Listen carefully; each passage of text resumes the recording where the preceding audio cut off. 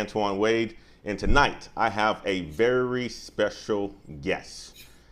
Our guest is a thrift boss, a style therapist, as well as a confidence creator. Welcome, Miss Leah Thomas. Leah is the founder and CEO of thriftboss.com, a virtual style services dedicated to helping entrepreneurs on the go and elevate their confidence through yet exceptional, resourceful style. Thriftbossshop.com was founded in 2017, and Leah offers workshops, digital products, and services, all designed to really help entrepreneurs dress for success. So let me do a quick introduction of Ms. Leah. Leah, tell the people how you are doing today, and what your day was like. How about that? Quick intro. Oh my goodness. Okay. So it's so funny. Well, one, I'm doing I'm having an amazing day. Awesome. But it all started from like me getting over my anxiety around grocery shopping. So yesterday I actually I went through Instacart. I don't know if I think it's Instacart or whatever, where they shop for you. Mm-hmm. And I created this list and all this stuff like that. And I still forgot stuff. So I still had to go back to the store this morning. Like, that was my day to start off. But like, I'm happy to say that I have less anxiety, and I have cooked my breakfast, my lunch, and my dinner for the week, which is unheard of for my life. So my day is, I'm good. I'm a rock star. Look at that. Look at that. You're making everybody on here feel like they haven't done anything. Look at that. No, that's work. That was work. I made it. Well, awesome. Let me just tell everybody how I met Leah. I met Leah at Florida Atlantic University. We had both attended the school our freshman year. So, guys, welcome to the show.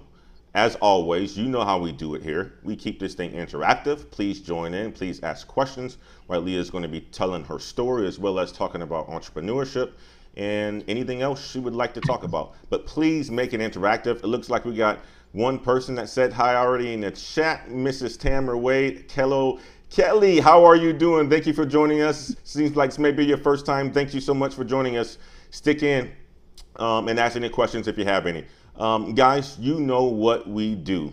This is the lightning round where we introduce our guests and give you guys a chance to know a little bit more about it. Well, not introduction's already been done, but get our audience a chance to know more about our guests. And Leah, are you ready for this lightning round? I don't know, but I'm ready. You should be ready, okay? And here are the rules. You have to have an answer. And this is a round of this or that, guys. So here we go. You're in Georgia right now, so World of Coke or the Georgia Aquarium? Georgia Aquarium. Okay. True love or $10 million? True love. East Coast or West Coast? Oh, man. West Coast. And you're from the East Coast, too. Okay. Kamala Harris or Cory Booker? I should know these people. Okay, well let's not go there. Okay, well, Kamala Harris or Donald Trump? You should know these people. Oh, okay. Well, anything that's not Donald Trump. Okay, got it. Okay, Chick-fil-A or In-N-Out Burger? Oh, Chick-fil-A. Okay, listen to music or read a book? Listen to music. Flats or heels? Heels. Stay in or go out? Stay in. LA or New York City? This is unfair, but I'm going to say LA, but that's because I haven't been to New York in like a bazillion years. Okay. All right. Beer or wine? Wine. Have a life rewind button or have a life pause button? Ooh, rewind. Ooh, okay. Would you rather have more time or would you rather have more money? Oh, I'd rather have more time. Okay. All right. I like it. Sweet tea or unsweet tea? Ooh, I'm a Definitely sweet. I'm a Southern girl. Okay. What is unsweet? Meet your great grandparents or meet your great grandchildren. Ooh, my great grandparents. Okay. No one shows up to your wedding or no one shows up to your funeral. My wedding. Okay. Have world peace or stop world hunger. World peace. Okay. Be an adult your whole life or be a kid your whole life. A kid.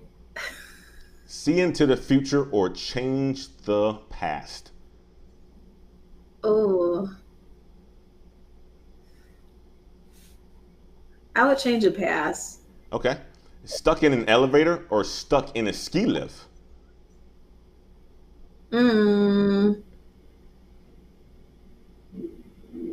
Ski lift. All right, couple more. Go to dinner alone or go to a concert alone. I've done both. Go to a concert alone. Really? Wow. Okay. Know how you will die or know when you will die. Ooh, oh, when? Okay. Would you rather talk like Yoda or breathe like Darth Vader? That's the last one. Silly question. Darth Vader. All right. I think we've given the audience a chance to know a little bit more about you. That was awesome. Okay. What's up, Erwin? How you doing, my brother? Thank you for tuning in tonight and everybody else who's in the chat. That's hilarious. Erwin said, "Oh no." Okay. Oh no. All right. All right. So Leah. I know that's Star Wars, but I don't know.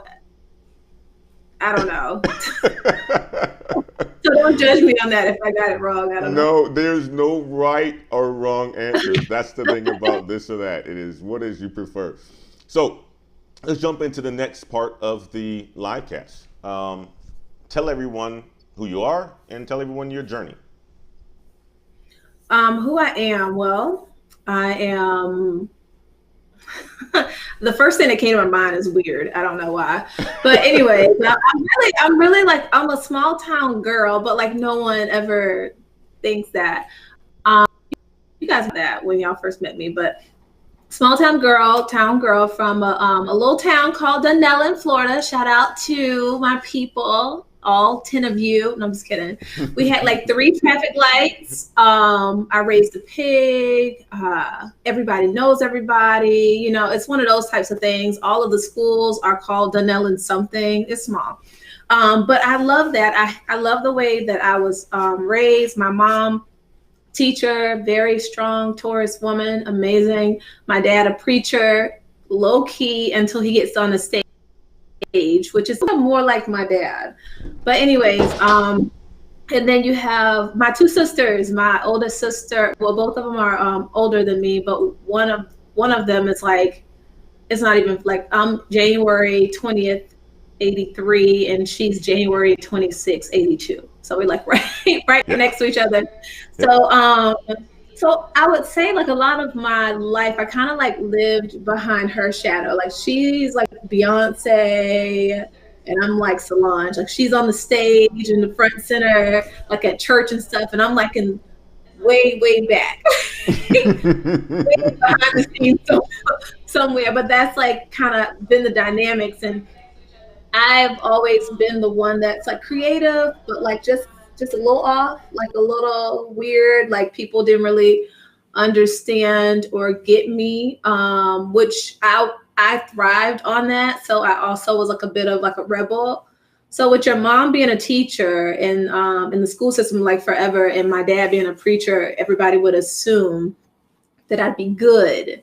And my sister was really good. Like we had the same teachers. I would come right behind her and like we were night and day. Like she would be like this breath of fresh air and I would come through like a little hellion, like, I don't know. I just wanted to prove everything, everybody wrong. I'm not a good girl. It was horrible. So that was like most of my life. High school was interesting. One of the pivotal parts of high school is I lost my grandmother, and for the longest time she was like my I don't know, she's just such an interesting like character, just very like strong-willed and cutthroat, Yep. but super like lovable, you know what I mean? But we lost her and I was in 10th, 9th, I was in 9th grade, I think. And that was like devastating. So that set me back for a couple years. And finally, I was getting ready to go to my senior year. And for whatever reason, I don't know, I just started asking, you know, like the counselors and stuff, like how close am I to like actually, because I would just do things that kind of skate by with grades and stuff. Yeah. I was like, can I graduate with honors? Like, is that even possible?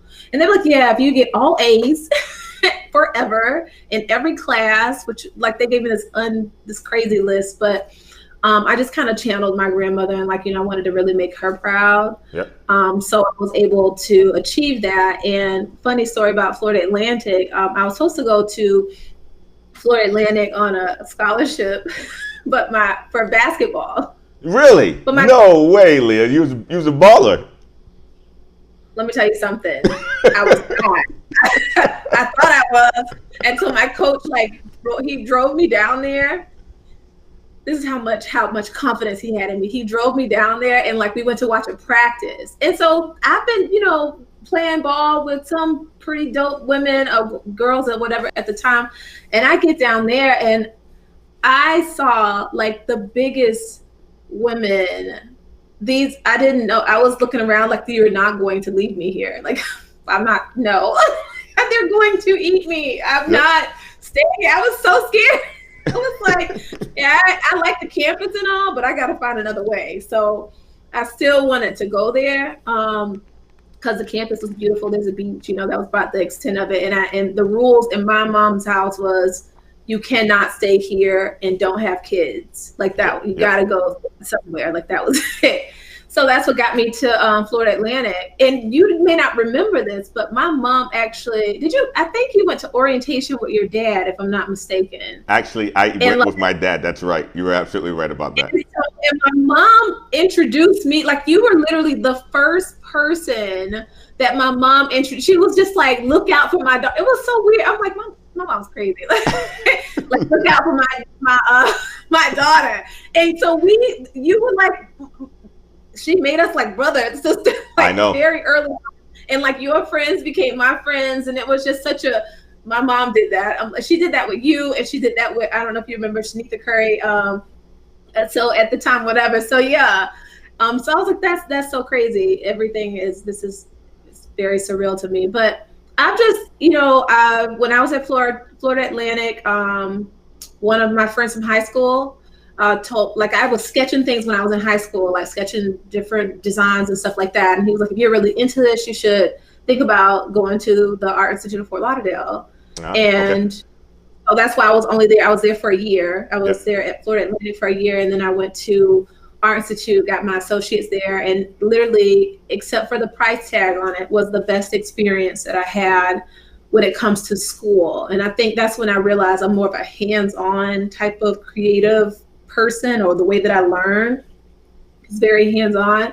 And that's what that experience provided me. So I came out knowing how to sew, make patterns, and do all these things that were foreign to somebody who grew up where I came from. Ooh. Like it was like you become a teacher because they have a great schedule. And like that was the trajectory of my life. That was the goal, like go to school, become a teacher. And you have this, you know, whatever the salaries, whatever, but you know, you'll have your holidays off and that kind of thing. And of course, when that was said to me, I was just like, okay, I'm gonna go all the way to the left. So taking a creative path was scary for myself. It was exciting for me, but it was scary for my family. But I can understand that too, right? Because you know, not very much exposure, Leah. You know, especially for the people that are growing up that are like you, and you know, the people that you're running with, and you know, family members and stuff like that. And you know, you really being the first one kind of going that area, right? So of course it would be very scary. But it was so Leah. Like I was the first to do a lot of stuff that was scary. Really? Because I would always challenge it. Like, Right. I think somebody asked me like before I got on here about Florida Atlantic. I'm like, I was there for a year. I don't really believe in like the school thing. I've got a story about that later if we get into it or whatever. But so I've always just kind of like challenged the norm, even being afraid, because it still was like, it was still scary because I was sketching, but there were some girls who had been living this life, you know what I mean? And it was like real to them, and I was still figuring things out. But I had a great time, a great time there learning. And from there, went to Florida State. Okay. Got my bachelor's there. Yep. And the reason why I went to Florida State, I've always wanted to go to Florida State, but they had a great like merchandising program, because I kind of took some time off after I left the art institute, because I was going to go off to Massachusetts and New York to become this great big designer. Mm-hmm. That didn't happen. So I was like, okay. I actually went through my first blizzard up there, and I was like, Ma, I think I'll go back to school because this ain't it. And so I started looking at my options. I'm like, oh shoot, Florida State is an option now. So I went there. Their program at the time, the merchandising program, had a 92% of job placement. Oh wow, very high. At that time, I had some real bills. So I was like, okay, let me go here. I did really well there. And from there, I've been working. I did an internship there for Target. Yep. And been working for them since then. Wow. So, which is unheard of, right? Who stays at the same job? Those are some of the things I would change. Well, how many years were you at Target, Leah? 12. Wow, that's a long time. That's actually a very good time. So, fast forward or fill in the gaps to you becoming this wonderful entrepreneur, social stylist, thrift boss. Fast forward to how did that happen? Well, for thrifting, I've always thrifted. My aunt introduced it to me very early. My dad owns nothing new, not one thing. Not if you bought him something new, he would sell it, and he's a different type of guy. So I've always had that kind of like vintage type of like vibe I've just seen it all the time from my dad. And so I didn't think about making it a business. Leah, let me just jump in real fast. For everyone that don't know what thrifting is, tell them what thrifting is first. Okay, and hi Felicia, what's up Darcelis and Life Vibes. Hey guys, thanks for joining. So start there. What is thrifting? So thrifting is essentially like not hand-me-downs, but second-handled like clothing. So people, you can thrift in different ways. So like some people go to like estates if there's like a divorce or somebody died or whatever the case, and like they're basically, at their estate, they're selling furniture, they're selling clothes, they're selling all these things, if for the low. And you get these Goodwill is another popular one where people donate clothing. Absolutely. And they have this whole system around giving people jobs and stuff like that work for them.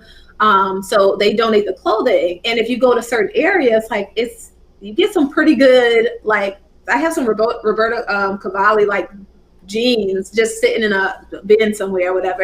You get some really cool things for like $5, $3, whatever the case. You get them for like dirt cheap. And for a while, I just did it for my own style because I always wanted to look and feel different. And then later it became something where a lot of people are familiar with the book called Girl Boss. Okay. That was her whole system. She went thrifting, she bought things at estates or whatever the case, and then she sold them. And that's how she became, a girl boss. And from there, she started to then do like more of the like wholesale items or whatever the case. But that's where she started. She started from thrifting and reselling items. So I didn't think of that until to do that for myself until later, because I actually love everything that I buy. Like I fall in, it was emotional.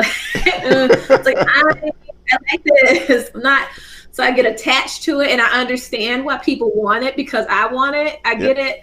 It was hard to sell to get the mindset of selling. But was a funny story. My friend and I in 2009, before boutiques on Instagram and all that stuff were like big, we were going to do a online boutique called Then and Now, Vintage and Modern. And we got all the way up to where it was time to like actually purchase the clothing, and we went to our husbands and they were like, y'all crazy. And so that kind of like fell, and we had different visions too. I'm not gonna blame it on the husbands, but we had like a different, vision for the company. But so I've always wanted to do something. Then in 2014, I did a Kickstarter for a business. My business then, I was online boutique, but it was called the Pocket Boutique. And so my goal was to have everything have pockets. And I did this whole video and raised like $10,000. And that's what helped fund the business. And I learned a lot. That's awesome. A whole lot. Wow. So you've done the Kickstarter route. So true entrepreneur, raising funds, really bootstrapping, and just getting your business going. So now Thrift Boss shop. So Thrift Boss is it's a kind of like a combination of things. Right now it's still growing, but it started with the whole I used to do this thing called Sweet Selling Saturdays, and every Saturday I would go on live and try things on, like just I would do it in my Instagram stories. And so just a moment, it was 15 seconds or so, and I would just show what I'm wearing and how it fit, and how much I was going to charge for it, and blah, blah, blah, and just dance all around. And people were all the way here for it. And they would come every Saturday. I had so many repeat women that would come, and I didn't really look at my numbers until really here recently. And I'm like, oh, I did pretty good doing it. But I was doing that and also working like 50 plus hours a week, so it was just kind of like that was taking up my Saturdays. And so my son and all this stuff like that. So and then you do all this stuff to sell one thing. So I started to really admire the women who had really made thrifting a business, you know what I mean? Because they're making a good amount of money, and they're able to make a lot of money in that particular industry, and it's tough. So that's when I just kind of the one lady had like Girl Boss, Thrift Boss became a thing, and I wanted to actually become like an entity that that kind of celebrates other thrift bosses that do that thrift, and or thrift enthusiasts, people who kind of started out like where I was, you just love the thrift or whatever, and so you're a thrift boss within your own right. But then there's some that are also out there making like a mixture of thrifting and things that they like. Some lady, she makes like earrings, like handmade earrings or whatever. She sells that with her thrifting. So they've infused both wholesale and also thrifting, and they're making a killing because the the margin's stupid. Like, oh yes, yes, I would think so. Yes. You're buying a unique piece, and so you really can make. It's work. It's a lot of work. Any boutique is a lot of work, but when you're doing the same amount of, you're putting the same amount of energy, and if not more, you're putting the same amount of energy into one piece to sell one piece. That one person is putting that same amount of energy, and they're able to sell like thousands, right? It's definitely a unique industry, but I love it so much because it just takes a different type of gal to like pull that off, and there's some amazing women out there doing it. So that's kind of where Thrift Boss came from. I actually have a t-shirt line that I'm working on to just have little slogans or whatever for people who are thrift enthusiasts or out there thrifting as a business or whatever. That'll be coming out. I've got a few things, an app coming out here soon about, and it's really just to promote confidence in women. So that's the other part is I haven't always had confidence. A part of my story at the beginning was like having low self-esteem and just really, because when you don't really know where you fit, you almost feel like something's like wrong with you. So this whole time I had this complex of like, what is wrong? What is wrong with me? Like not feeling pretty, not feeling like I was enough. That was a long journey, even doing businesses and all that stuff like that. I started the Pocket Boutique business because I was afraid to get in front of the camera. I was afraid to talk, like communicate, and I was afraid to like handle money. And so those three things were things that I was very afraid of. So I created a business to help me push through those things. Wow. And just when it comes to confidence, I would do things like that, like throw in little challenges or activities. Really, I call them challenges that would make me extremely uncomfortable. Kickstarter was extremely uncomfortable. Like I stuttered so much through that video. It was ridiculous, but it was, I needed to do it. So all of those things have kind of led up to now I teach confidence on camera, which is insane. Like it's crazy. Because people have always seen me doing what I'm doing now or something like what I'm doing now, but I just never saw it. So it's still like it blows my mind sometimes to like be on camera, to be at ease, you know, and not be like all. I used to do Periscope. I think Periscope's still out there. It's still an app that exists. Yep. Okay. So I started there, and I would shake, like I would have a mug and it'd be filled with wine, and I'd be sweating. Like but I did Periscope because I was scared. I was like, I gotta get over this because it's holding me back. I mean, I can't be afraid to be seen and then say, you know, I want to be successful when it comes to like, you know, fashion or whatever, you know. So it was just a kind of like a continuous journey of like challenges. And that went well up into I didn't really feel confident in front of the camera until, wait for it, 2018. No, so you're no way, Leah. Are you serious? Wow. So serious. Mm-hmm. Wow. It's just been an ongoing like thing. Wow. Well, no, that is amazing. So, you know, one of the things I wanted to really focus on in this live cast was entrepreneurship, and you've gone into that story and stuff like that. We're going to continue to talk about that, but I like the fact that you talked about areas of weakness and how you've had to put yourself and intentionally put yourself in uncomfortable positions in order for you to build upon that. That is an absolutely amazing thing. I had no idea. I mean, talking to you right now and me knowing Leah, I wouldn't have ever thought that you lacked confidence, to be honest with you. But, you know, obviously we can't read everybody and things like that. So let's go with you putting yourself in uncomfortable positions to get comfortable in entrepreneurship. How does that go hand in hand? Talk about that story. I mean, I think the entrepreneurial journey, it's a whole challenge. Like from the beginning, you have no idea. A lot of people, you can get somebody's exact blueprint of how to do step 1, step 2, step 3, whatever. It doesn't even matter. Like it still can be a challenge. There's a part of it that's going to be a challenge for you.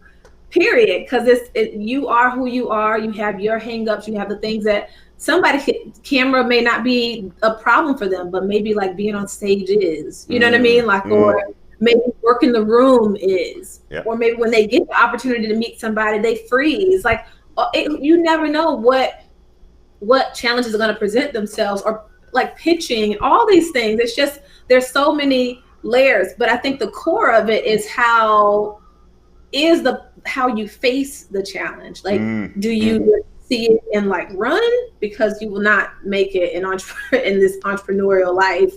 Even if you're a fake entrepreneur, you ain't gonna make it, because it's that you will be faced with a lot of stuff that's scary as hell, and you still have got to move forward. You got to do it afraid. You got to do it shaken. You got to do it sweating. You gotta, if it's wine that you need, you do that. You do whatever it takes. Yep. And if you don't have that in you, then it's not. You got to work on that. I don't want to knock anybody, say it's not for you, because I mean, many people who knew me would say it's not for me because of those things I said before. You're not good with money. You're not this, whatever, you know? Yep. So it's just a matter of just knowing to expect that, and it's okay, it's normal, but it's about how you push through all of that stuff, because it will come at every level. I know people who make millions, who make thousands, who make hundreds. At every level in their business, it's the same challenges. Absolutely. It does not go, it just keeps coming. And if you don't know how to like muscle through it, just sit down and take a seat somewhere for a little while. What I like to say is like, I might slow down, I might even pause, but I won't quit. And like, you have to kind of just like have that. I like that, Leah. That was amazing to talk about the entrepreneurship journey and the challenges that you will face as an entrepreneur myself. There are challenges every single day, and you're absolutely right.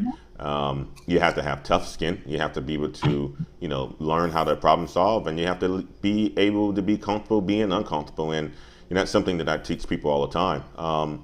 Talk about for anybody considering a career in entrepreneurship or becoming an entrepreneur, like what are 3 most important things that they need to prepare for in such a career? Obviously, I think you probably nailed one of a huge one, is being uncomfortable. What are some other ones you think? This is something that is, it sounds easy, but for some people it's really hard. To be yourself, right?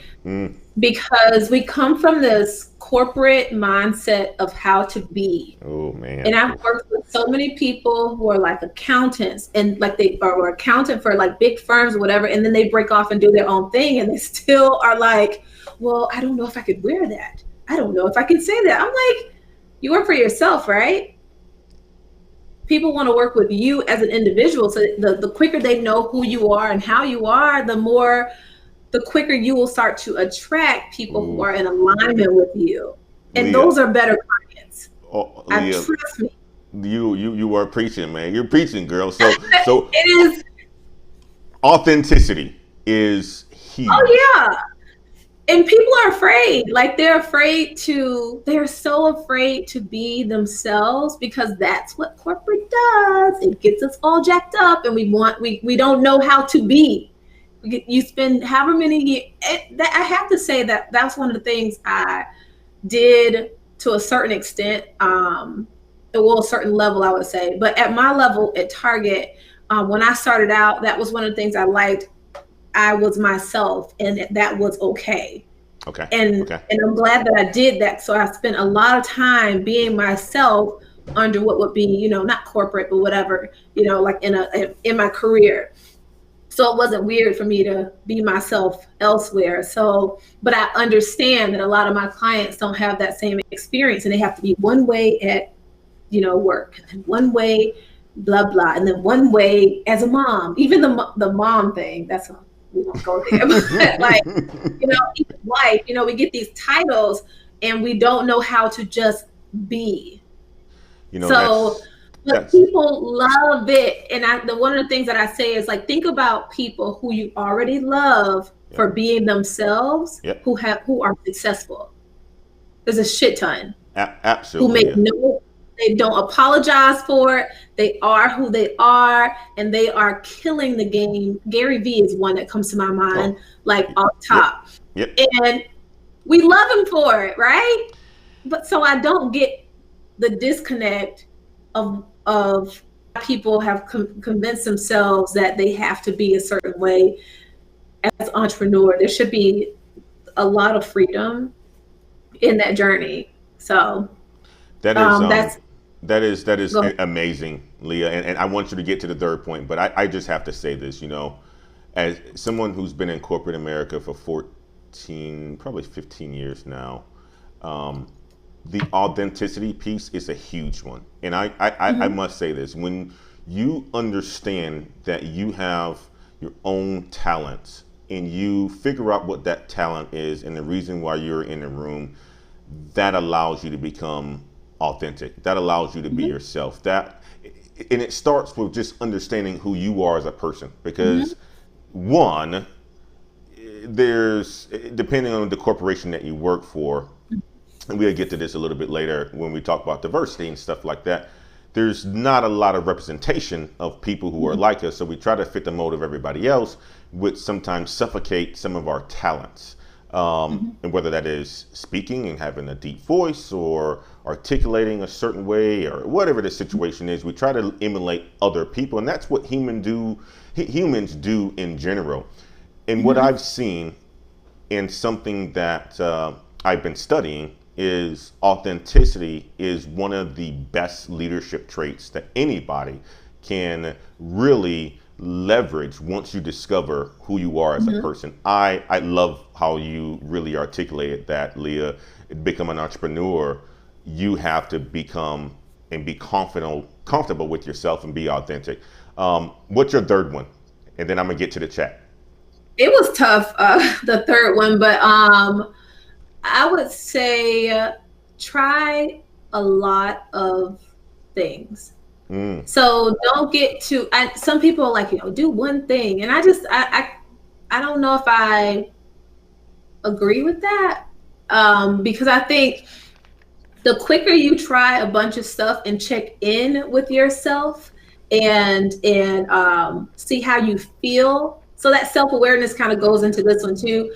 Checking in with yourself and seeing how you feel. Because if this is something that you claim you want to do day in and day out, you want to kind of love it. You want to really be connected to it. And doing something because somebody else said to do it, or doing something because there's a lot of return on that investment or whatever, that may work for some people, but for the most part, and that's probably because their purpose and passion is around like just making money. But a lot of times for a lot of people, it is more than that. So just try a bunch of stuff, even within the industry. Try a bunch of ways to do stuff and see what works well for you. I didn't start out, I stumbled across a lot of stuff. I just started saying, oh, well, sweet selling Saturdays. Like, I got it from Plies. Yeah, I mean, so like, and I started just dancing around in the video, and it's like, oh wow, this is working. Okay, like, and it's fun and it's easy. I can keep doing it. And then when my Saturdays started getting and my Sundays started getting crazy and it was too much, then I was like, okay, how else can I do this? It's just kind of like, but you gotta try. You can't just be locked into one thing. But if you see something working, check in with yourself and see how you feel, because it may be working and it could be draining. I love it. So then it's not really working. No, that's wonderful, Leah. So let's get to the chat real fast. Erwin said, great story about the Kickstarter challenge. Miss Tiffany Wade says, as an entrepreneur in the thrift industry, how do you separate yourself or make yourself stand out from other people in the thrift business? I think in anything, you want to find the part that's like missing. And this is going to sound cliche, but typically the part that's missing is like you.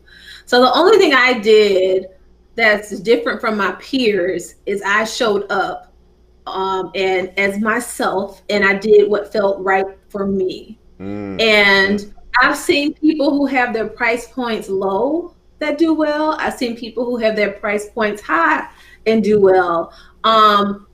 You really have to kind of like find what works. There's certain people, I've seen some people in the thrifting industry that just focus on one type of thing. Some people just do colors. Some people just do like, they got the mom jeans coming out, so they'll just go and shop for mom jeans. Yep. Some people just go out and do name brand stuff. They go and just search for name brand stuff, and they do very well on an app called Poshmark, and they're killing it. So I've seen it done so many ways, but it's really just about like how your uniqueness, what feels good to you. Because if you're showing up on a consistent basis. I put a lot of stuff on Poshmark because, and I think I had some things also on Etsy, but Poshmark, you have an audience already created for you that are coming there to shop. Like that's what they're coming there for. They're coming there to shop clothes, period. So, and they have so many different ways to help you sell on Poshmark now. And I was making money on Poshmark, and then I kind of moved into, other different spaces or whatever. But it's the only thing that's unique, because the core of it is what? People are going thrifting, they're putting a price point on it, and they're selling it. The rest of it is maybe your packaging is unique. Maybe you do some, like I had sweet selling Saturdays. I have a really good friend of mine who's killing it. She comes on every Sunday at I think she's in Houston, and she comes on every Sunday at 7:00, and people wait for her to come on. And now at 7:00, everything is hitting her site, and she builds up this will be on the site on Sunday. Be there on Sunday. She built up into that moment, and it works really, really. Her price points are not low, and she is killing it. I think she has been out of work for 1 year, and she's already created a 6-figure business with thrifting. Wow. So huge opportunities that are out there. And to answer, Tiffany's question, what I heard you say is, be authentic. Add your element to what it is that you're actually doing, and that's going to sell itself. That's your own brand, basically. Yeah, and you have to there's a lot of different ways to skin a cat. I've got a girl who does well in thrifting by putting together, she puts 6 pieces together that can be styled 12 ways, and she does a style box. Wow. You get what I'm saying? So it's just, if you're serious about it and you want to pick my brain around the things that I've seen other people do and the things that I've done, you can just message me, and I will just give you different ways that I've seen for my own self, that I've experienced and seen other people do that have worked really well for them. Wonderful. And Maddie Go says, wow, Tiffany, you are at the epicenter of where the demand would be in retail. Absolutely. Okay. Matt, get him Jones, because of Matt. Great job, cousin. Thank you so much for watching. Ariel, Clark, thank you guys for watching. Maddie goes, wow, excellent idea. Well, let's continue to move on. We are cruising within this conversation. Let's talk about the grind, Leah, as an entrepreneur. Before we got on the live cast, you're talking about vacation and how you haven't taken vacation in X amount of years. Talk about the grind. So the grind makes me cringe. And that's because I feel like I've been grinding for 12 years in my business. I'm not my business, but in my career. When you work retail, and even retail management, and you're salaried, people always have access to you. They're always reaching out. They're always you're always accessible. And then in that, trying to squeeze in a business, and squeeze in being a mom, and squeeze in being all this stuff that happens. I just, now where I am after taking some time off of work, I can't do grind. I literally, for the past, actually even while at work, I have been looking at things that feel most easy to me. Okay. Yep. Sounds crazy. But even if, when it comes to the passive income, I understand that passive is not passive. You have to do something. So for me, that may look like creating different style videos that people have access to. I might put in some, and it may feel like a grind at the beginning, but then I just let them kind of sit on my app, and anytime somebody asks me about style or whatever, I can send them straight to that. So it's grind, I guess, at the beginning part of it, but I can just create digital products and let them live, that answer a lot of questions that I get all the time, and is less of a grind. Because I know people preach grind, don't sleep, but I've done enough of that in my career. I need a break. Y'all can have that grind, but I have come up with ways to make money. I will tell you a funny story of how I even started doing, because now one of my biggest money makers is that I create marketing videos for small businesses. Mm-hmm. And when I say small businesses, these businesses have products in Target, they have products in Sally Beauty Supply, they have products, you know what I mean? They do well.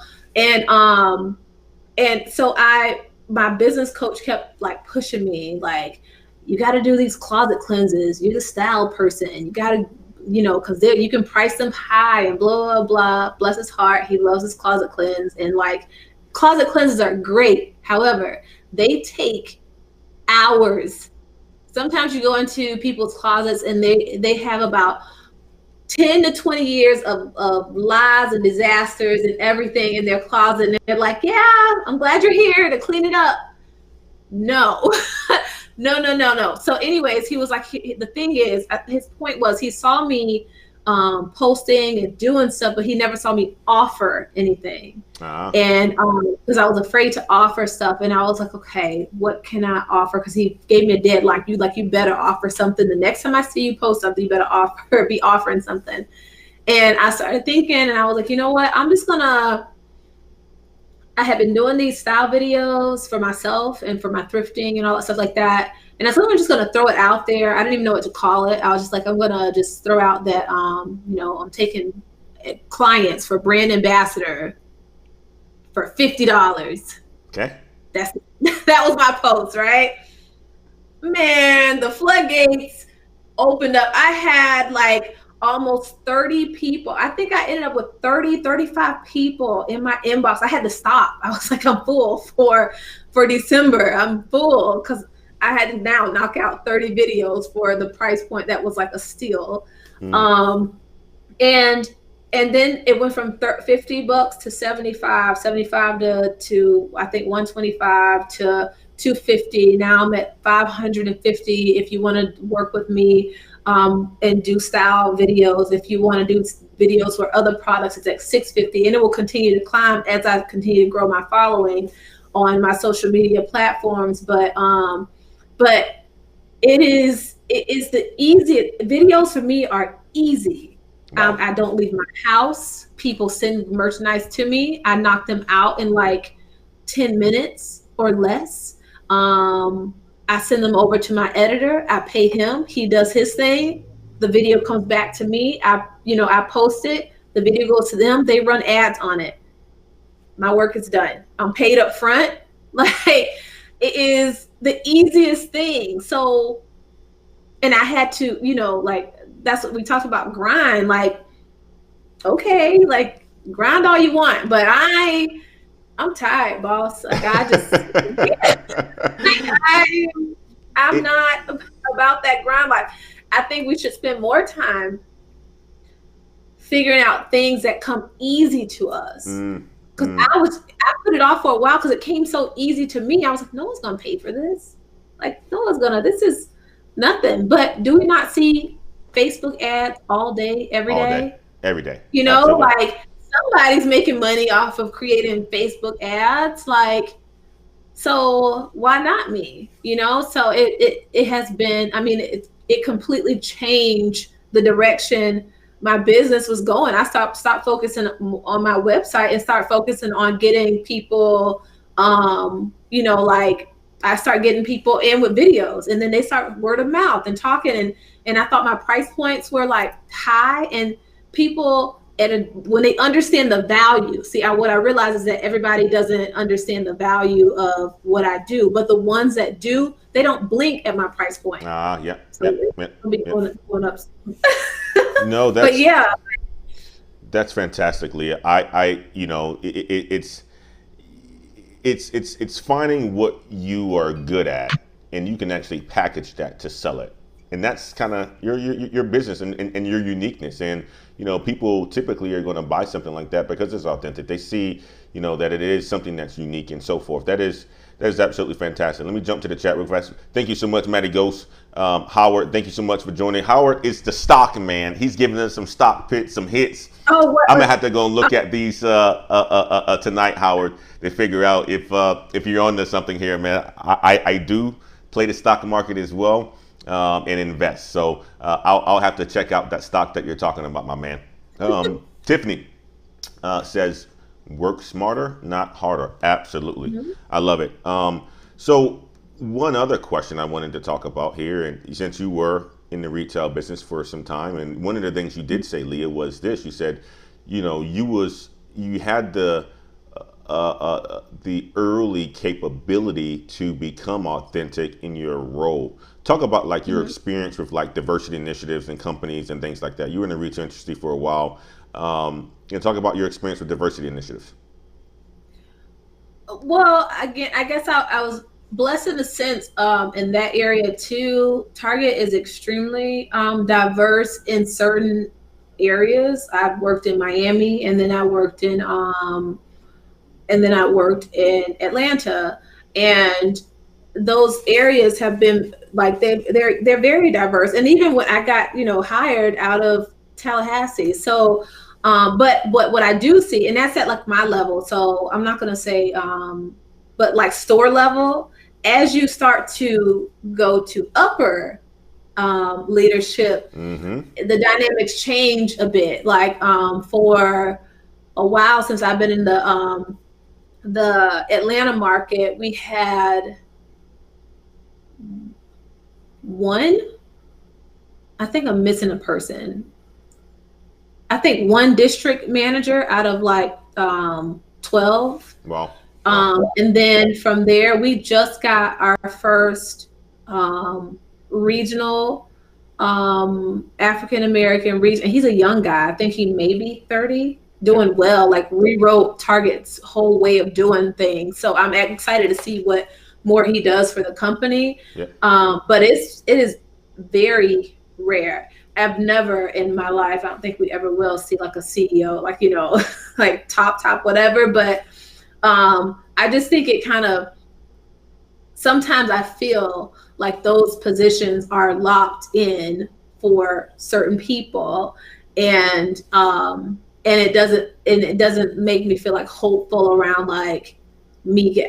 I would never even aspire. I didn't even want to go past out of the store, just because, but that was more so I can keep my work-life balance and my health somewhat intact, because it's just a stressful environment many times. But it's definitely store level. I think they do a good job, but as you start to move up, it gets there's still an opportunity. No, that's absolutely right. Let me get a correction here. Matty Ghost is the stock guy. Sorry about that.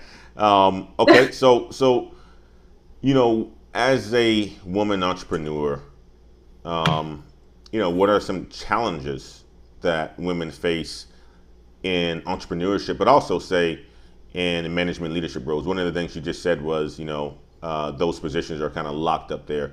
That's a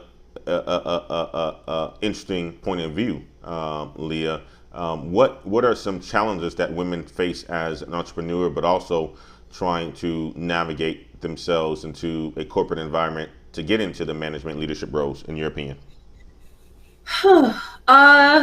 My deep breath was really from motherhood. I think when I first came out of college, I hands down would do anything for the company. Like, it didn't matter, lose sleep, I worked 24 hours, it didn't matter or whatever. Like, I got married and still was like, in it to win it, wanted to get promoted and all that stuff like that. When my son came, that was some of the worst times. So I think the challenge is like the balance of it all, and really trying to like move up in the company, but still make like time for the other things that like matter. A lot of the women that were higher up in like Target didn't have kids. or maybe their kids are like older, but most of them just didn't have kids. Yeah. And I just, when I started to, I would have to, I remember for years, I would disconnect from being a mom. And when I got to work, I didn't think about anything else because I would be an emotional wreck if I did.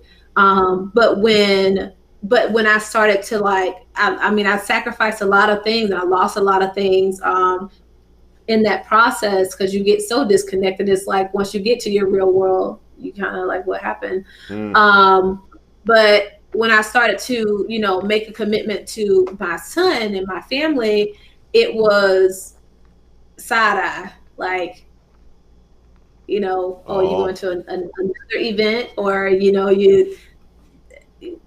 like he's sick again, It's like, side eye. So that part, I can't speak for, I can speak for women, but it really got tough for me when I became a mom in retail. I would say to start to explore, that's when entrepreneurship should look very attractive to you, because I found less challenges when it comes to entrepreneurship, because you have this space where you can create your own lane, and you can get to a place to where what they couldn't see in you at corporate, like you make them see you, when you take control of your own experience and create your own lane, like outside of. When I finally told my boss like what I was making while working, he was like, wow.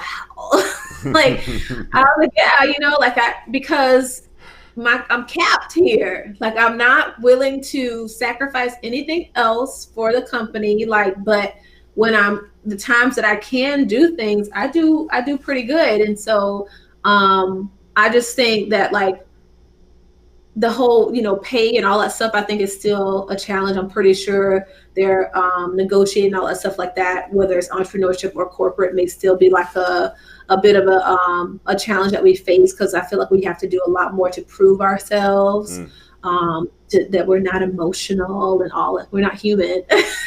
Like we can get the job done sometimes. I think that's just something that's across the board. But I still think for women, and definitely for moms, like entrepreneurship is, even if it's a side hustle, it's still should still be something that you look at, because that's when you really connect to your own power, if that makes sense. No, that makes a lot of sense, Leah. That makes a lot of sense, absolutely. Let's talk about, your thoughts on Black Heights. Obviously, you found out what I was doing and stuff like that. And I've been asking you to come on the show for the last month or 2 months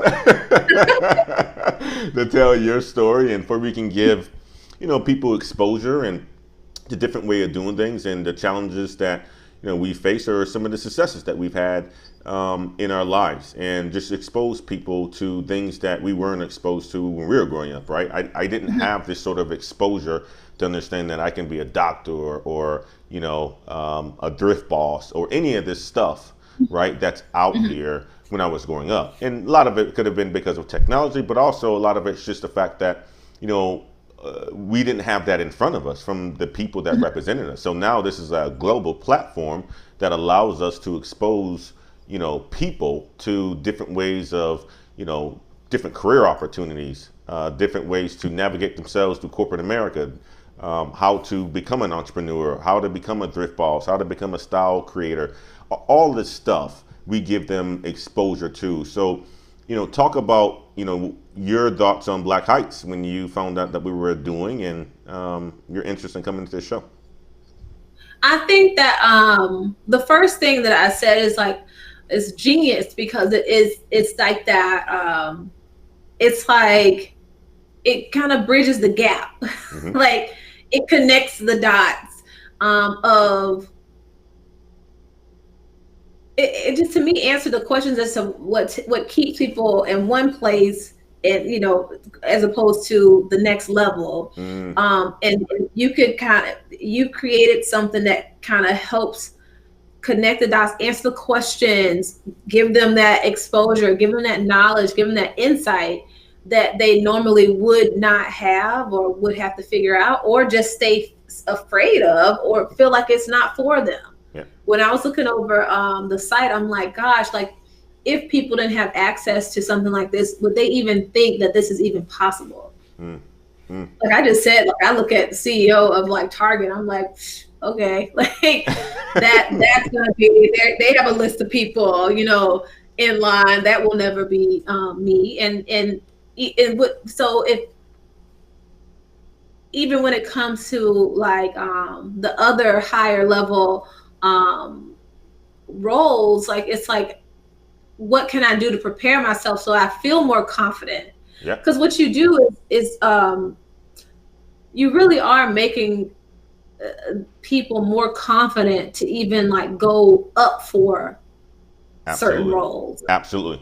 And like that's a lot of that comes from them just knowing what their options are and being more knowledgeable in like how to navigate through that space. And like I said, like you just kind of, whatever questions they have about that experience, you can feel in, you can help them. Like, you know, like if you can't, you know, someone who can, and that's a beautiful thing. Like that's really a lot of what all of us need. Yep. You know, like, so that's what I think, like if you have somebody that's, you know, coming from the projects and that's all they've seen, they don't know what other options they have until they are exposed to that. Exactly. You know, they may feel like they may even see somebody else have this, you know, whatever they think is like an amazing life, but they just don't even know how to get to that. Like I see it, but they'll automatically think it's not for them because what they've been exposed to looks nothing like that. So they feel like it's, you know, so I think what you do is amazing because it's needed. Absolutely. And people probably think about like, you know, what I just, like the projects versus whatever, but we don't really think about like the disconnect between one level at corporate and trying to get to the next one and trying to get to the next one. Yes. You know, like that's something we don't think about. Well, you think about it, Leah. Huh? Well, if you think about it, Leah, I mean, like it's getting from one level in corporate America to the next level. Could be, you know, people can say it's synonymous with, you know, leaving the projects and moving into the suburbs, right, or something like that. It's a huge gap, right? That could be. It's frightening at that. But that's a more popular conversation, though. Absolutely. A more popular conversation is the from the project to the suburbs. Yep. Ain't nobody talking about this. It's like, this is actually something where the people who have, you know, like made it to, you know, whatever their corporate job is, how amazing would it be for you to have like another level of resources outside of your workplace? Because I'm sure you'll talk about like how to achieve these things and be authentic. Yes. You know what I'm saying? Because, and that's something that corporate's not going to teach you. Like that's what's going to make you stand out though. Like, but they're not going to teach you that. So it's a great conversation. And you have to see that, I think, is amazing. Absolutely. Well, thank you for the plug. I feel great about that. Thank you so much. And what I also say is that I didn't think about it this way, Leah. A confidence creator. I love that you said that. Right. It is giving people confidence to seek higher level of management and leadership positions as well, because of the exposure that they've had from, you know, hearing some of these live casts or hearing other people talk about it, or just, you know, going through our workshops and things like that. You're absolutely right. I didn't think about it from that aspect, but you're absolutely right. That's what it is. I mean, that's where the whole confidence thing came from me. Like I said, I did challenges. So essentially what I did was I made confidence, I put it in the creative space. How can I create it? Oh, okay, I can do challenges, and the more and more I do this, the more confident I'm going to feel in it, or comfortable, which leads to confidence. Yes.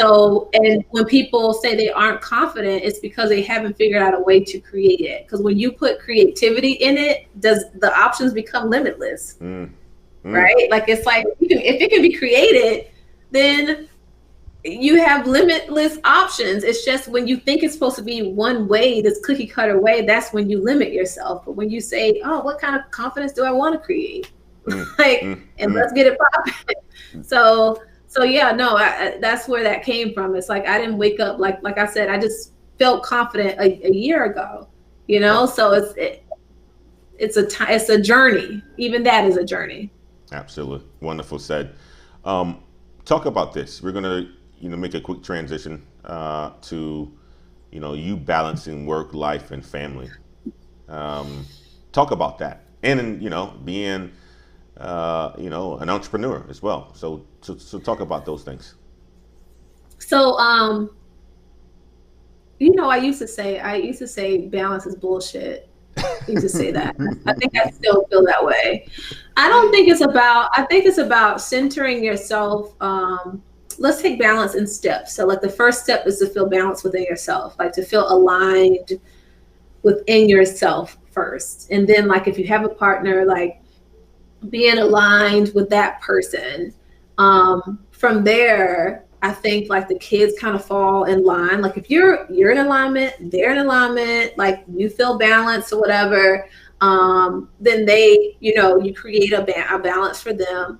And then everything else is just kind of have to find its way. But anything that adds like anxiety or stress or all this like feeling overwhelmed or whatever, like you got to start taking things off the plate. And when I talked about, somebody said, I think it was Tiffany who said working smarter, not harder. Yep. It's because I don't want to be stressed out. Like you got enough things in life to be worried about or concerned about or whatever. Like you got to really, if your kids are good, your family's good, like what else can be taken off the plate? Maybe some things can wait until the next day. Like it's not going to hurt you if you don't do this one thing today, and that's really how I keep it balanced, or at least the way I feel. I don't feel overwhelmed. And I have those moments, you know what I mean? Like I think balance for me comes in like doses, like phases. It's not all day, every day. Sometimes it's not, I can go a whole month and feel like I'm all over the place. You know what I mean? And then the next month, all of a sudden things are aligned. I think it's unrealistic. I think the people who claim their balance are probably the most stressed out. They're stressed out about keeping things balanced. Like if you got your family into your priorities, your key priorities, and those things are in check, that's the best you can do, babe. That's you're on a good foot. No, that's good. It is about prioritization, and not only that, just knowing that, everything in life, whether it's work, whether it's your personal time, it's seasonal, right? And there are going to be some up times, there are going to be some down times, and at the end of the day, I think a lot of people consider it to be balanced because it probably balances out over time, but we have to remember, there's 4 seasons in the year, and the year rolls over again. So, it balances out over time, I would say. So, yeah, I think that was great. You will balance yourself out, and then I say don't get caught up in what appears to be balanced. Because we get caught up in the social media stuff, right? Like social media, families and friends and relationships have a very smart way of making things look balanced. Ooh. Do not be fooled. Do not be fooled. Because that's behind the scenes of a lot of people and a lot of things, and a lot of times they don't add up, so just be careful with that, because it's so easy to say relationship goals and just assume that people just have it all together, but you don't know how many tears they crying behind those scenes. You just don't know people's stories. So that's why you just have to stay true to you and who you are and your story. And if you feel good about whatever's going on in your life, then you're good. No, that's Oh, hands down. I talk about it all the time with my wife. I'm like, that's why social media probably isn't one of the best things, because it gives you a false sense of the It's a whole reality. lot. It is. It is. It gives you a false sense of reality a lot of the times, right? And I don't know how many times, matter of fact, I don't even use Instagram anymore because I got so sick of seeing the same thing over and over again. And it's like, gosh, like, is it really like that perfect? And you think about it, no, that is somebody taking a snapshot of maybe an hour of their life. You have no idea what the rest of the 23 hours of their life looks like. Could be absolutely miserable, right? So, yeah, you have to be very cautious there. Well said, Leah. So let's talk about this. For anyone watching this video, and we talked about a lot.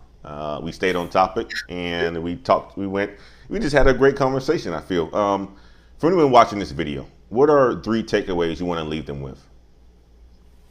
I don't know if I could, I don't think I can say this one enough. It's just my grandmother, the one that passed away, she would say this: be who you are and live the life. And that's something that stuck with me. So I would really say, like, really give yourself permission to be who you are. And I say this for entrepreneurs especially, because y'all get those crappy clients because I'm not gonna. Well, I was about to say you because you showed up crappy. That's not. What I meant by that is when you don't show up as yourself, you get people who you don't really vibe with. Yeah. The more and more crazy and free or whatever that I became, the more people, it kind of weeds out the people that are like, ooh, she's too much, or ooh, that's weirdo, which is great, because I don't want to work with anybody who is judgmental or like is stuck in their ways. I want to get rid of all of that stuff. I want people to be ready, open, and willing to do the work, and that love my energy. So I say the quicker you can be yourself and showcase who you are, the better. That is huge, Leah. Absolutely huge. It goes back to the theme of this. You talk about confidence and authenticity. I love it. Absolutely. It was a game changer. I hated one-on-ones. I took them off my schedule. I was like, I'm not doing one-on-ones because I can't and then I had to kind of back up. I'm like, well, what is it? But it was the kind of energy that I was attracting was not me. So I had to kind of, reassess and show up as my crazy self. And then I started to attract really great energy. My one-on-ones became one of my favorite things to do because it was like, that's where the style therapy came from. It's like a therapy session that I really enjoyed, so because I had a match of energy. I guess another thing I said is, I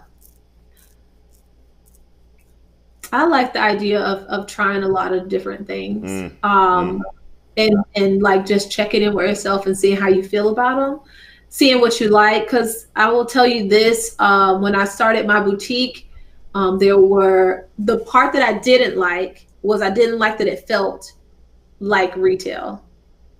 It was like I had taken myself out of retail and put myself in like retail magnified by 20 because I was doing all the jobs.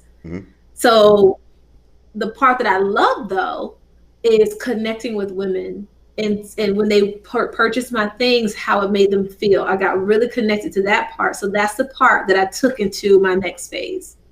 So that's what I mean by like trying different things, but don't try them in vain. Try them and check in with yourself and really see what the parts that you love and the parts that you didn't like, so you don't do the things you don't like anymore, and you can continue to do more of the things that you love. That really, really helped me with my clarity and just the direction that I wanted to go.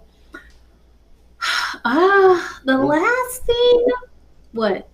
Oh. No, it's let me just repeat the first two. Be who you are and live the life. I love it.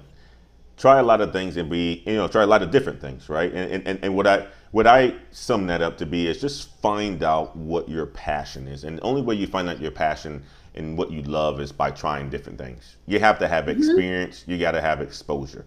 I love it, Leah. So what is your third thing? I thought of it. The getting uncomfortable, Ooh. getting comfortable with being uncomfortable. So I wouldn't be here. I would not be here sweat free and wine free. This is just like sparkle water. Yeah, that's growth, honey.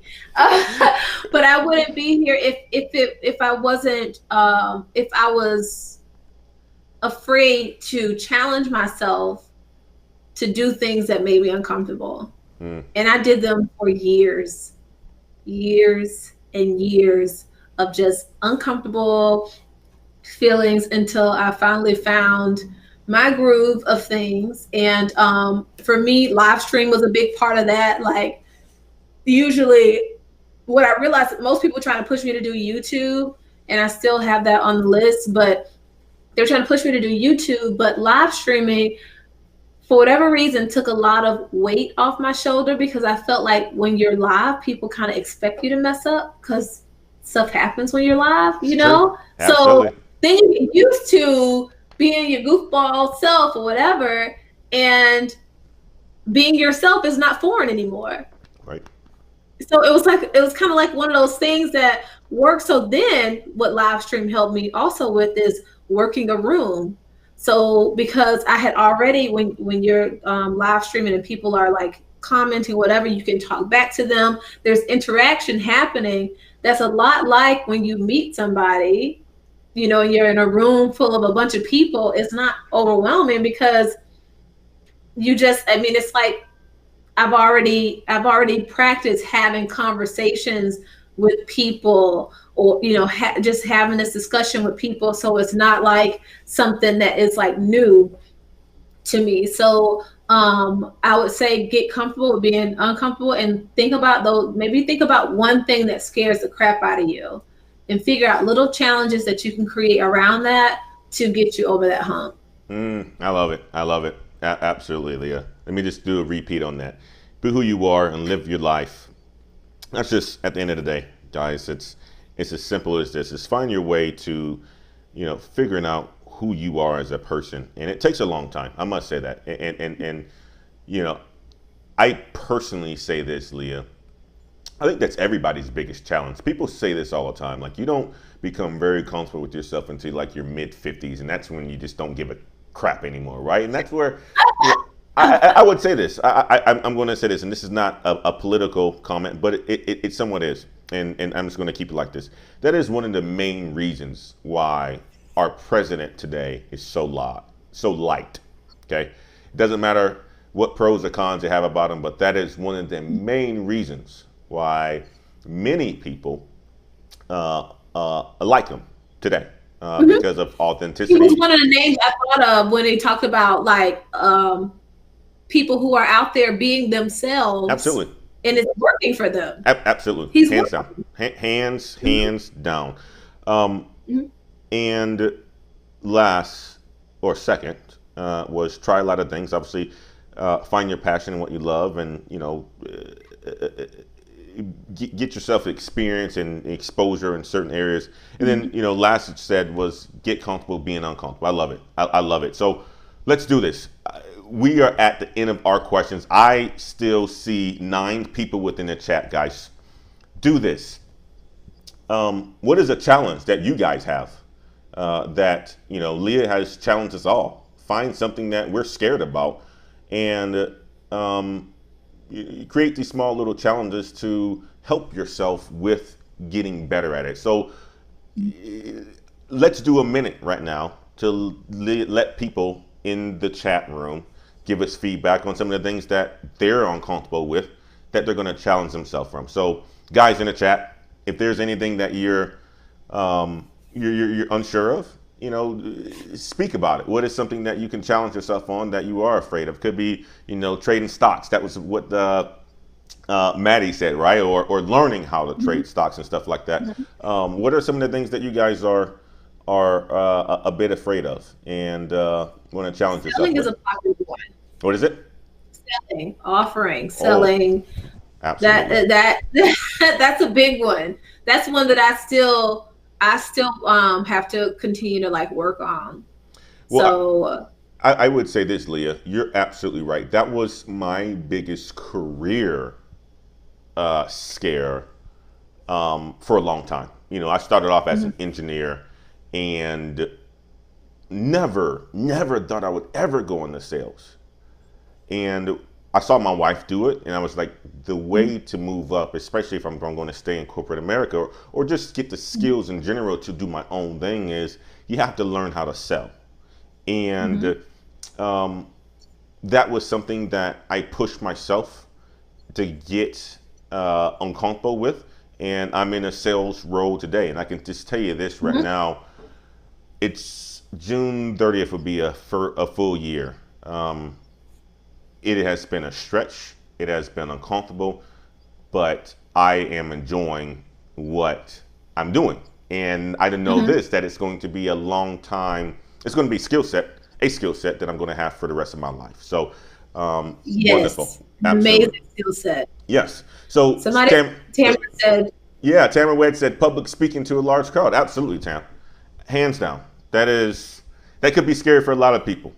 That could be scary for a it lot of people. is. So Any even though I did like live streaming, uh-huh. and live streaming does help with just feeling more comfortable in front of a camera, stage is a whole nother thing. But I Mm, actually just did maybe when was it? In March. In March, I did like it was a short class that I took, whatever, with a public speaker, and I got on that stage and I was just like, ugh. I mean, my heart started beating very fast.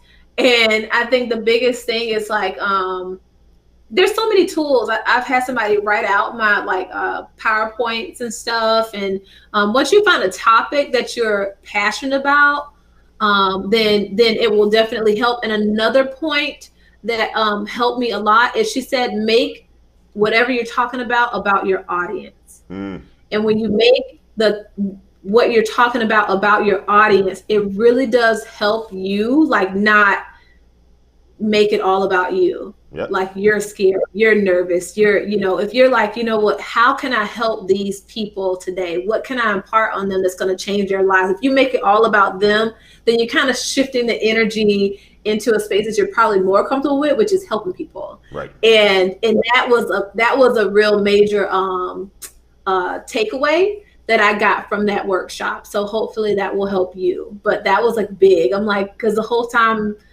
she's like, you don't want to be a selfish speaker. And that's what she was saying. Like, a lot of people go up and they're nervous about what they're going to say and how they're going to say it, and da-da-da, and it's just all about them. Yeah. And Yeah. that's most people. But if you redirect that energy towards helping, that's what I believe Beyonce does. She puts on a show for us, for the audience. Well, she's certainly Like a wonderful she, entertainer. practicing all the stuff to put on a good show for us. Right. It's not about like her. It's like Yep. she leaves it all on the table for her audience, and which creates a completely different experience for us and is more meaningful. You know what I mean? So hopefully that helps. Absolutely. Absolutely. It looks like nobody else had any other challenges that they wanted to. Okay. We got a couple on it. Howard said she definitely knows what she's talking about. A little charisma. Awesome. Yes. Yes. Tiffany Wade says not doing something because of fear of rejection. Yeah. Yeah. There. Absolutely. There's a couple. Yes. That's why I really think that sales helps, because you're going to get rejected. Yeah, And I was just I saying, like personally think this. I think everybody, doesn't matter what form of sales that you do, whether it's retail, whether it's software, whether it's medical or anything like that, I think everyone should have a try in sales, a position in a sales job, because then you're going to build that confidence up when you get rejected. Then you're going to learn how to approach people, how to message your message, and how to create your energy to give to people as well, to help them make a decision. At the end of the day, it's not selling. at the end of the day, it's somebody buying from you because they like what you're offering. And you have to learn how to create a energy that allows people to do that. So yes. There was a book. That's what I'm looking up. There was a book that the book is called Go for the No. It's a really interesting book. But essentially it's like you go in not expecting to know, but like you go in, the way he thinks about no is completely different. And it's almost like, it's like maybe he does say like you kind of expect it to be no. So it takes the weight off of, if it's no, who cares? But that's a really great book by Andrea Waltz, Richard Fenton, but go for the no. Check that out, guys. Go for the no. And Mr. Urban Heron said, starting a business. Yes, that can certainly be scary. That's entrepreneurship, sir, as well. And that'll certainly get you uncomfortable. But Leah, we are at the end of this conversation. I thank you so much for coming on. If people wanted to get a hold of you, what is an avenue where people can pick your brain or buy your products or learn a little bit more about Miss Leah Thomas? My biggest party place is Instagram, and it's Leah the Creative on Instagram. That I have my link to my services around like video marketing on Instagram. On Facebook, it's just Leah Thomas. I do have my my business page on Facebook, but I really do more of my my work video. All of my videos hit Instagram. I don't put all of them on Facebook, so I don't know why. I guess Instagram just kind of understands my crazy, I think, a lot more. But I'm like, I'm excited. Uh-oh, I lost you, Leah. 1 second. Hold on. I did something here. 1 second. Something happened on my end. Audio back. Okay, you're back. Go ahead. Sorry. And let me flip this back over here. Yes. I'm like 700 followers away from hitting 10,000. So if something's happening over there, I'm okay with it. And so, but that's where you can find me, Leah the Creative. I am crazy as they come, and I am one of the ones that are more transparent or more authentic, I would say, and I think that's why people enjoy my page on both Facebook and Instagram. So, well, let's do our best, guys. For anyone watching, let's get Leah to 10,000 subscribers. Go and tune in. Make it by next week.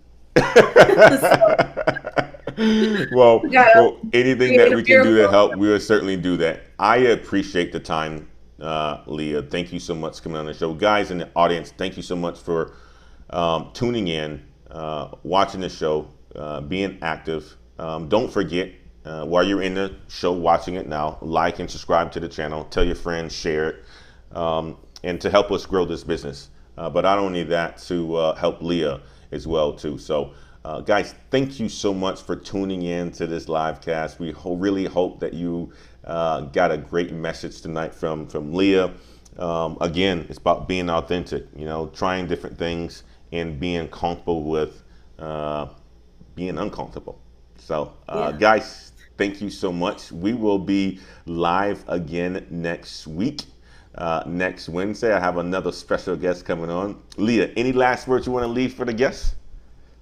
Yes, Ertwin, start the business. Let's take out the whole concept of starting a business and just start something. And then we can attach the business part to it later. Don't make it a thing, Mr. Tech Guy. Calm down. I love it. But anyways, no, tonight has been amazing. Thank you guys for being interactive. This was really fun for me. And all things that you do, like just be yourself and the world will adjust. I promise you. Awesome. Until next time, guys. Peace.